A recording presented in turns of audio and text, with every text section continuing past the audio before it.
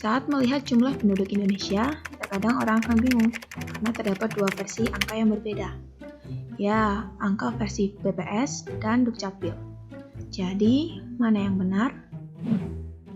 Pertama, kita bahas dulu nih mengenai konsep penduduk yang sering digunakan.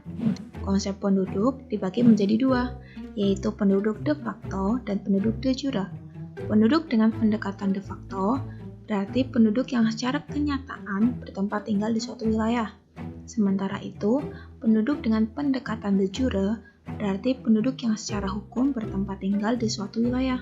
Sederhananya, penduduk yang terdaftar secara administratif di suatu wilayah dan biasanya dibuktikan dengan KTP itu dicatat sebagai penduduk secara de jure. Sebagai contoh begini, perkenalkan ini Tika, ya maskot video ini. Berdasarkan KTP, dia bertempat tinggal di Jakarta, namun kenyataannya dia sudah lama tinggal di Gorontalo untuk bekerja. Jadi, secara de facto, Tika adalah penduduk Gorontalo karena sudah lama tinggal di Gorontalo. Tapi, secara de jure, Tika termasuk penduduk Jakarta karena yang tertulis di KTP adalah kota Jakarta. Yuk kembali ke konsep definisi BPS dan Dukcapil. Dukcapil menggunakan pendekatan penduduk de jure dalam pencatatan registrasi penduduknya. Jadi, penduduk yang melakukan registrasi ke Dukcapil dan mendapatkan dokumen kependudukan seperti KTP dan KK tercatat sebagai penduduk wilayah tersebut. Sebaliknya, BPS menggunakan pendekatan penduduk de facto dalam pendataan sensus atau survei yang dilakukan. Lalu, akan muncul pertanyaan nih, apakah fungsi kedua konsep penduduk tersebut berbeda? Tentu saja penggunaan dari kedua konsep penduduk tersebut berbeda.